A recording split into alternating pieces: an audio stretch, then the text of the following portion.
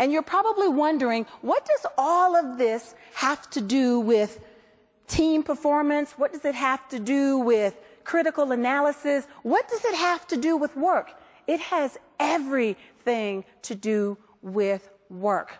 When you think about what lies at the foundation of each team, it would be the individual. And that individual would be me. I am the me in team. So remember that expression we always used to hear? There is no I in team.